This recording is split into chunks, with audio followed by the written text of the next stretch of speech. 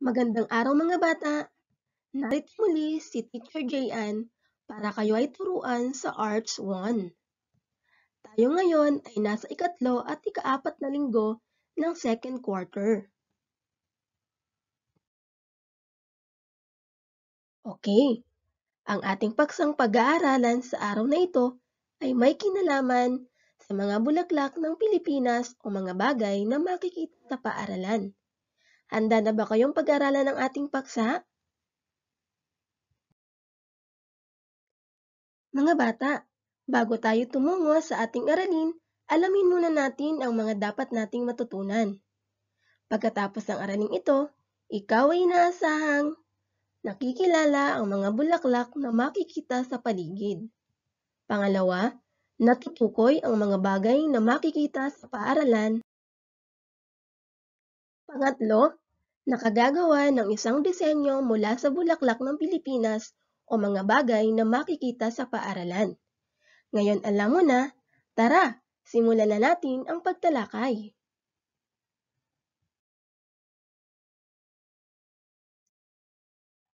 Mga bata, saglit natin muna itong pag-isipan. Anong mga bulaklak ang alam ninyo?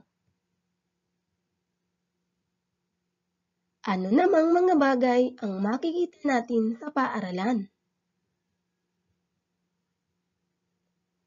Kaya mo bang kilalanin at iguhit ang mga ito?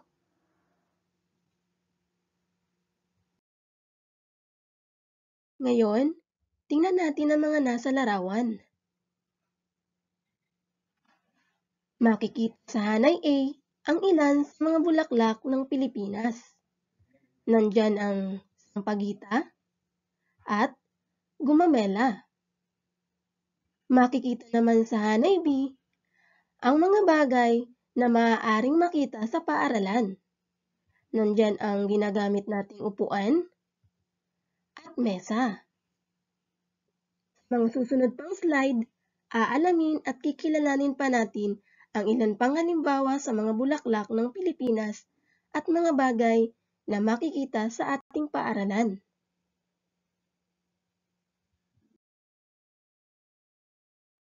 Mga bata, meron akong larawang ipapakita sa inyo.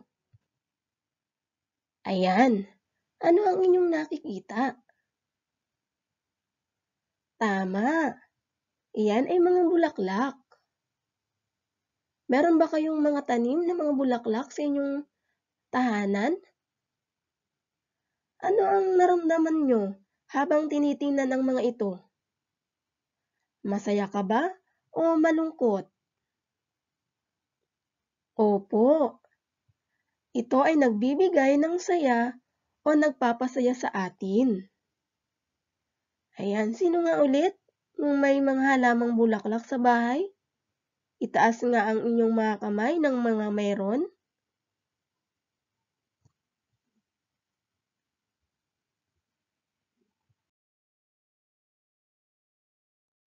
Pag-aralan muna natin ang mga bulaklak sa Pilipinas. Alam niyo ba ang mga bulaklak o tawag sa mga bulaklak sa Pilipinas? Kung hindi pa, narito ang ilan sa mga ito. Ating isa-isahin ang pangalan at kilalanin.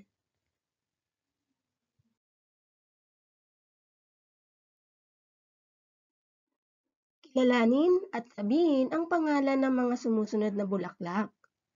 Tingnan natin ang nasa larawan. Ayan, pamilyar ba kayo sa bulaklak na ito? Ano kaya ang tawag natin sa bulaklak na ito? Ang tawag natin sa bulaklak na ito ay santan. Ulitin mo nga ang pangalan ng bulaklak na ito. Tama, santan. Ang santan ay may iba't ibang kulay. Isa itong uri ng halaman na panumpong na may kulay puti, pula, at rosas o kaya pink. At meron din itong gamit.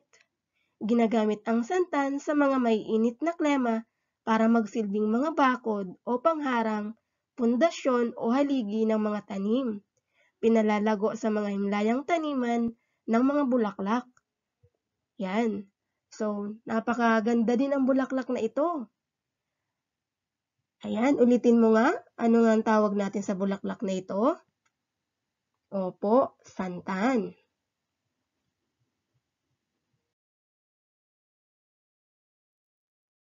Kilalanin naman natin at sabihin ang pangalan ng susunod. Ayan. Wow, ang ganda.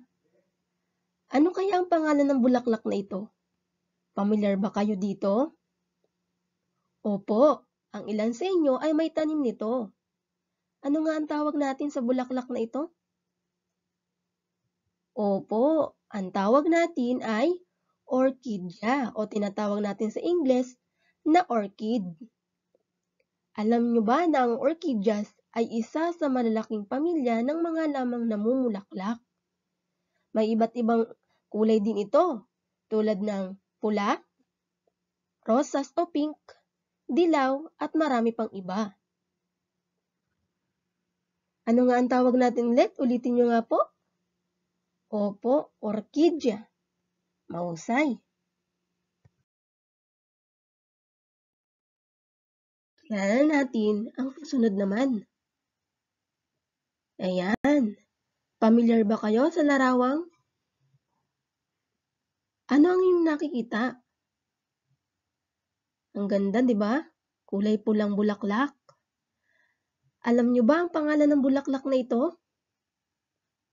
Ang tawag natin dyan ay gumamela. Ayan. Karamihan sa inyo siguro ay nakakita na ng gumamela. Alam nyo ba na ang gumamela ay may pangalang pang-agam na hibiscus? Ayan. Sa English, rose mallow ang tawag sa kanya. Ang gumamela ay isang sari ng mga halaman na may mga kasamang o kasaping uri na kalimitang itinatangi dahil sa kanyang kapansin-pansing mga bulaklak. Ayan, so ibig sabihin napakaganda ng bulaklak na to kasi tinatangi. At alam nyo ba na ginagamit din itong panggamot? Kung meron kayong bukol, itinatapal ito para gumaling ang bukol. So ano nga ang pangalan ulit ng bulaklak na ito? Tama, gumamela. Ulitin mo nga. Very good, gumamela. At ang gumamela pala ay may iba't ibang uri din ng kulay. Meron siyang rosas o pink, meron siyang puti at dilaw. Kaya ang gandang tingnan kapag marami ka nito sa inyong tahanan. Narito pa ang ilan sa mga halimbawa na makikita na bulaklak sa Pilipinas. Ayan, kulay dilaw. Ano kaya ang tawag natin dito? Opo, ang tawag po natin dyan ay sunflower. Ano kaya ang Tagalog ng sunflower? May nakakaalam ba sa inyo? Alam nyo ba na ang tawag sa sunflower sa Tagalog ay mirasol? Ayan, mirasol pala ang tawag sa kanya. 'Di ba? Karaniwan ng sumasaya tayo kapag maaliwalas at maaraw. Kaya hindi katakatakang na nasisiyahan din ng mga tao sa palibot ng daigdig sa bulaklak na sumusunod sa araw. Ito ay ang mirasol, ang masaya at tila nakangiting muka ng sunflower sa hardin ang nakapagpapasigla sa atin. Lalo na sa isang malawak na bukurin na punong-puno ng kanilang matingkad na dilaw na mga bulaklak. Ayan, napakaganda. Ano? Ano nga ulit ang tawag natin dyan? Sa malaaraw na kulay ng bulaklak na ito? Opo, sunflower. Magaling.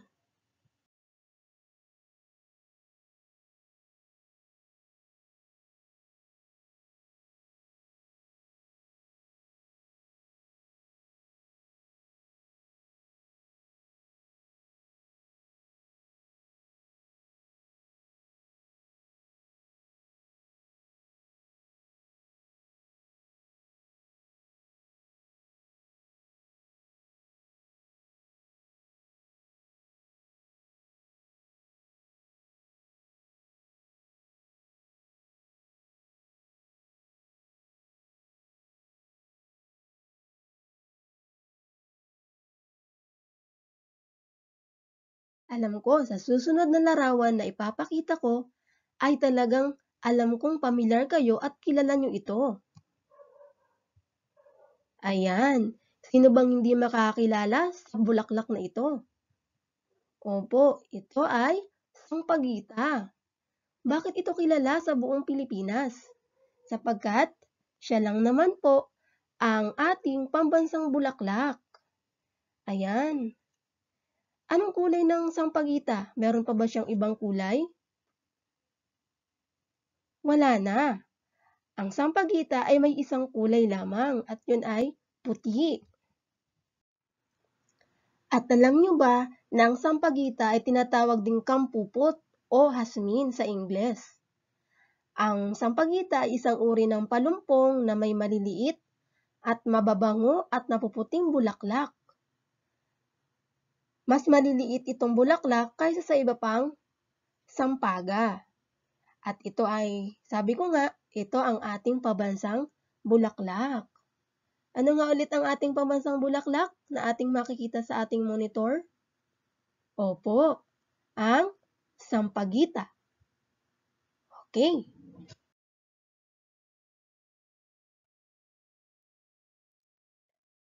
Ating sagutin ang mga sumusunod na katanungan. Meron ba kayong bulaklak na katulad sa mga ipinakita sa larawan? Kung meron, nakakainggit naman kayo kasi kami wala kami mapagtaniman. Sana all. Pangatlo, ang mga bulaklak ba ay magkapare-pareho ng kulay? Opo. Ibig sabihin, hindi magkapare-pareho ang kulay. Kasi ang daming bulaklak sa Pilipinas, ano? Ano-ano yung mga kulay na nakita nyo sa mga larawan? Merong puti, dilaw, rosas o pink. Ano pa? At marami pang iba. Paano ninyo ito inaalagaan? Ano yung ginagawa nyo sa inyong mga pananim? Paano nyo sila inaalagaan? Tama, dinidiligan. Ano pa? Sabi nila, mas gumaganda daw ang mga halaman kapag kinakausap. Totoo kaya yun? Maaari. Kasi ang mga halaman o ang mga bulaklak ay may buhay. Kaya maaaring mas gumanda sila kapag ito'y kinakausap. Ano pa kaya ang pwede nating gawin? Maliban sa kausapin o diligan, ano pa? Tama! Bungkalin ang lupa at tanggalan ng mga damo. Opo, para ito'y lumago at lumaking maganda. Ayan, tama yon. Ano naman ang pakinabang o naitutulong ng mga ito sa atin? Meron ba silang pakinabang sa atin? Meron ba kayong naiisip na pakinabang? Ang galing! Very good! Tama! Ang mga bulaklak ay nagbibigay ng ganda at kaakit-akit sa ating kapaligiran. Kaya dapat nating pangalagaan upang mapanatili ang ganda nitong taglay. At hindi lang yon, sila din ay nagbibigay ng pagkain sa atin. At ano pa? Nakatutulong din ito para sa medisina kasi yung iba ginagamit itong panlunas sa mga sakit. Katulad na nabanggit ko doon sa naunang mga larawan. Yung gumamela ginagamit na pantapal sa mga bukol para ito'y gumaling. Okay. Mga bata, ating tandaan. Ang bulaklak ay may iba't ibang kulay at laki. Nagbibigay ganda at kaakit-akit sa ating kapaligiran. Dapat nating pangalagaan upang mapanatili ang ganda nitong taglay. Mga bata, oras na ng gawain. Ihanda ang module, notebook at lapis. Para sa gawain sa pagkatuto bilang isa, pumili ng 2 bulaklak sa ibaba. Iguhit at kulayan ito kung mayroon kang pangkulay. Nandyan ang gumamela, dahlia, at sampagita. Alin dyan ang nais mong iguhit? Mas maigi sana kung may pangkulay para mas maganda itong tingnan.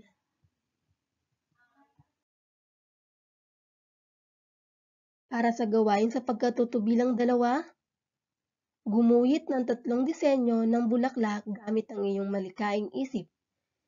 Bigyan ng pangalan, maaari mo itong kulayan. Narito ang ilang pamantayan para ikaw ay makakuha ng score. Una, palagyan ng check sa kasama sa bahay ang column na aayon sa antas na naabot mo sa bawat gawain.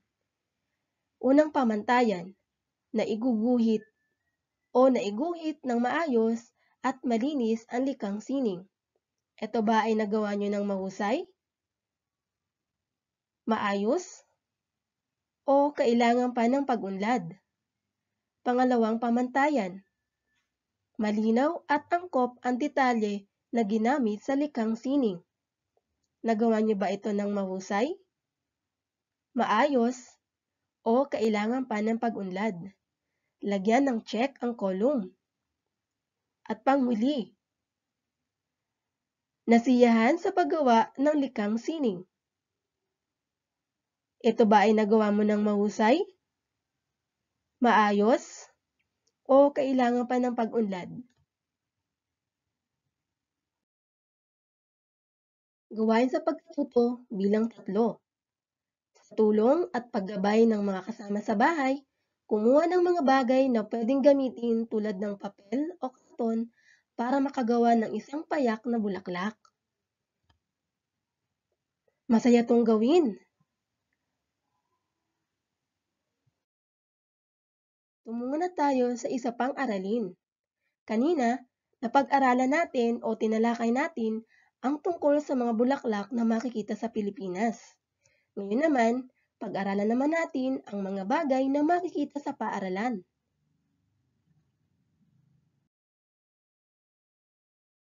Okay, meron akong ipapakitang larawan. Alam kong pamilyar ito sa inyo kasi ginagamit niyo ito maging sa inyong tahanan. Ano kaya ito? Ayan. Ito ba'y makikita sa paaralan?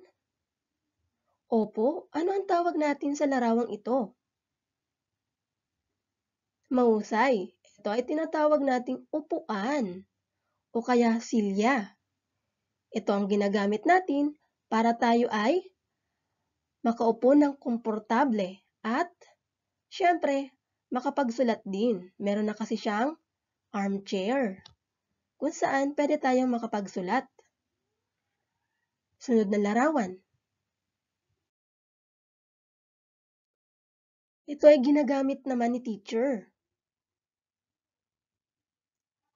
Okay, ano ito? Meron din ito sa inyong tahanan. At syempre, meron din sa school o sa paaralan. Ano ang tawag natin dito? Very good. Mesa o lamesa ang tawag natin dito. Dito linalagay ni teacher yung mga bagay na kailangan niya para sa pagtuturo. Ganun din, ginagamit niya din ito para makapagsulat siya ng kanyang mga ituturo. Opo, mga ituturo. Sunod naman. Ayan. Hindi pwedeng mawala ito sa paaralan. Ano ang tawag natin dito? Magaling! Ito ay tinatawag nating pisara. O sa ibang salita, tinatawag din itong chalkboard. Opo, kaya ito tinawag na chalkboard kasi ang ginagamit ditong panulat ay chalk. Sa ibang school, may ginagamit silang whiteboard kapag kulay puti. Ayan, dito si teacher nagsusulat ng mga bagay na dapat niyong tandaan para matutunan niyo yung isang lesson. Ganon din kapag nagpapasagot si teacher, dito din kayo sumusulat o sumasagot. Okay po ba? Ano nga ang tawag natin dito? Opo, pisara. Sunod naman. Ayan. Meron ba kayo nito ngayon? Sino sa inyo ang mahilig magbasa? Aba, very good. Kung mahilig kayong magbasa, ipagpatuloy nyo yon. Anong tawag natin dito? Siyempre, yan ay tinatawag nating libro o aklat. Sa pamamagitan ng aklat, tayo ay natututo. Hindi lang natututo magbasa, kundi natututo ng maraming bagay. Okay. Okay, tingnan natin ang panguling larawan. Ayan, ano kaya ang tawag natin dito? Siyempre, meron tayo nito sa ating paaralan. Opo, magaling. Ang tawag natin dito ay watawat. Sa ibang salita, bandila. Sa tingin nyo, bakit kayang mahalagang meron tayo nito sa ating paaralan? Ang galing naman. Tama, kasi ito ang sagisag ng ating bansa. Ginagamit natin to o itinataas natin ito sa ating flag ceremony habang tayo umaawit ng pambansang awit. Ano nga ulit yun? Yung lupang hinirang. Opo, yun po yung ating inaawit sa tuwing itinataas natin ang ating watawat. Okay, magaling.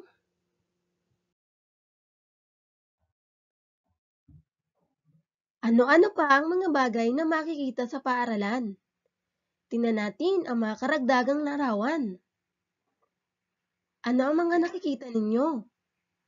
Tama, nandyan ang lapis, crayola, computer, gunting, glue, notebook, lunchbox, bag, at kung ano-ano pa.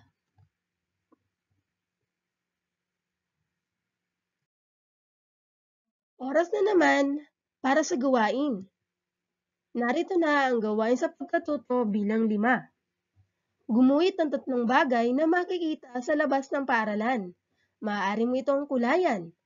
Narito din ang mga pamantayan para sa iyong pagsasagawang pagpuntos. Pamantayan. Una, naiguhit ng maayos at malinis ang likang sining. Ikaw ba ay nakapaggawa ng mahusay? Lagyan ito ng check kung maayos o kailangan pa ng pagunlad. Pangalawa, malinaw at angkop ang detalye na ginamit sa likang sining. Ikaw ba ay nakapagpakita ng mahusay, maayos, o kailangan pa ng pagunlad? Lagyan ito ng check. Pangatlo, nasiyahan sa paggawa ng likang sining. Nagawa mo ba ito ng mahusay, maayos, o kailangan pa ng pagunlad? Lagyan ng check ang kolong.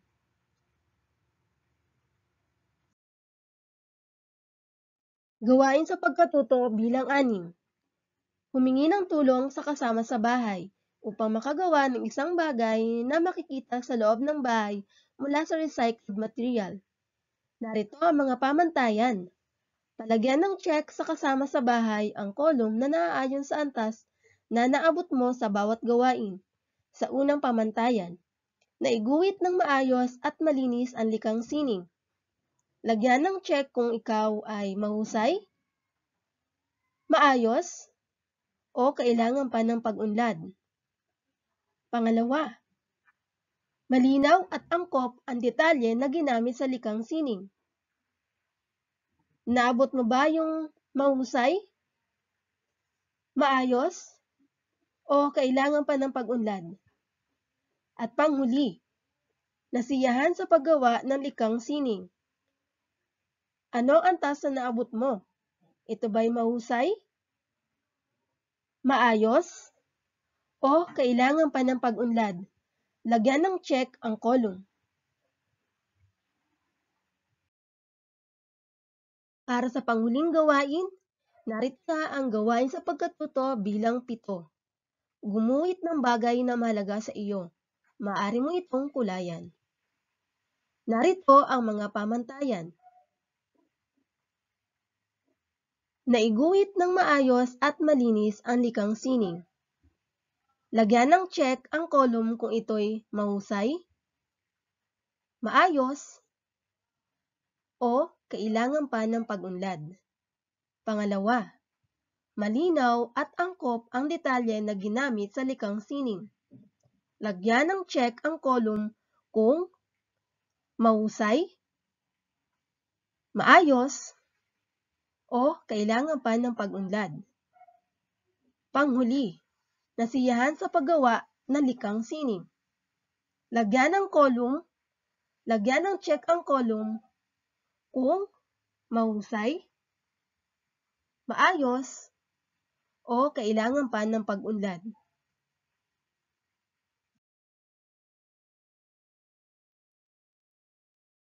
Maligayang pagbati sa iyo at handa ka na sa susunod na aralin. Hanggang sa muli, paalam!